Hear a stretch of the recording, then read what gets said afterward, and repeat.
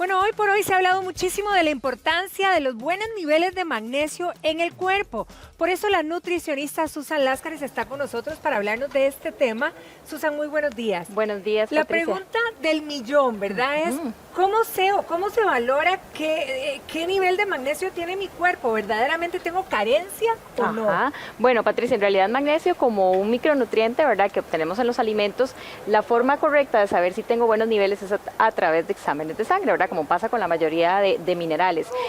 Lo importante es saber tal vez cuáles funciones tiene y cómo puedo determinar si puedo tener una deficiencia. El problema es que para llegar a una deficiencia sí tiene que haber una carencia importante en nuestra alimentación porque lo encontramos en muchos alimentos, incluso el mismo cuerpo lo que hace es retener el magnesio en la orina, por ejemplo, cuando lo vamos a excretar cuando hay una deficiencia. Entonces ya tiene que ser niveles muy bajos del mineral para que haya algún síntoma físico, ¿verdad? Ahora, ¿quiénes deberían de tomar entonces este mineral?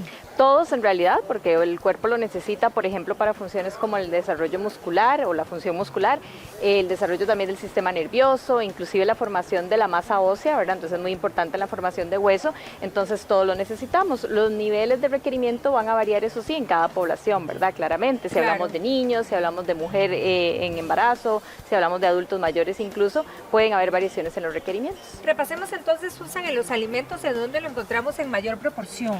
Como te decía Patricia, la ventaja es que está en gran variedad de alimentos, ¿verdad? Entonces, aunque alguno u otro no lo utilicemos, pues probablemente en otro que sí consumamos lo vamos a encontrar. La primera fuente y más fácil, las hojas verdes. Ahí tenemos espinacas, son una de las principales fuentes de magnesio, ¿verdad? Las espinacas, el kale, por ejemplo. Entonces, en la mayoría de los vegetales de este tipo vamos a encontrar magnesio. Otra gran fuente, Patricia, son los lácteos. Acá tenemos una avena en leche y acá tenemos yogur. Esa combinación, de hecho, del cereal como la avena con la leche nos va a aportar todavía mayor cantidad de magnesio porque tanto la avena como la leche son fuente de magnesio, ¿verdad?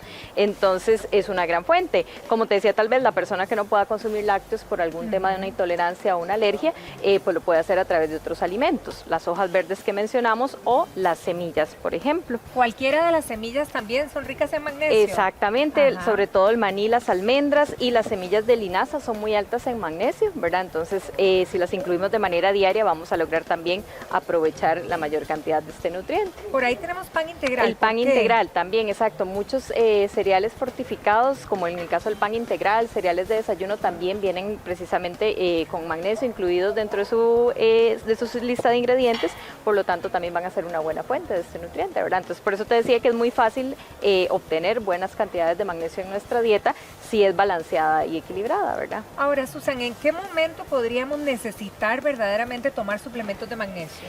Depende mucho, Patricia, porque incluso se ha visto cómo el magnesio puede tener un efecto muy positivo en ciertas patologías. Por ejemplo, para la diabetes se ha observado cómo ayuda a regular los niveles de azúcar en sangre. También se ha visto cómo ayuda a mejorar los niveles de presión arterial, ¿verdad? Entonces, en personas hipertensas puede ser una buena recomendación. En mujeres en edad de menopausia, porque también ayuda a mejorar lo que son la producción, como te decía, de masa ósea, ¿verdad? Entonces, para evitar problemas de osteoporosis. E incluso se ha observado cómo personas con problemas de migraña tienden a tener niveles de magnesio bajos en sangre. Entonces, se está estudiando un poco la suplementación con este nutriente en ese tipo de población. Ahora, en todos estos casos que mencionaste, que serían los ideales para empezar a ya tomar suplementos de magnesio, que a lo mejor con los alimentos no es necesario, ¿quién me dice cuánto magnesio tomo? Es decir, ¿me debo hacer un análisis? ¿Debo checarlo con un doctor? Lo más importante, como te decía, sería eso, valorar precisamente cómo está tu patrón de alimentación, en este caso con un profesional en nutrición, saber si incluimos todos los grupos de alimentos y ya como te explicaba también, si hay alguna sintomatología que pueda indicarnos que hay una deficiencia de magnesio, pues viene a ser indispensable. Síntomas de deficiencias iniciales pueden ser, por ejemplo, pérdida de apetito, náuseas, vómito, y ya cuando hablamos de una deficiencia severa, ¿verdad?, que ya es en casos extremos incluso de desnutrición, pueden haber calambres musculares, entumecimiento, hormigueo en la zona muscular, precisamente porque es un nutriente indispensable para la función del músculo, ¿verdad? Bueno, lo tenemos claro. Entonces podemos comer, porque magnesio hay en muchos alimentos, en todo lado, pero lo cierto es que cuando ya tenemos esa deficiencia, ojalá y empezar a consumir de una vez para estar verdaderamente saludable. Doctora, como siempre, muchísimas gracias por su compañía el día de hoy. Gracias a ustedes.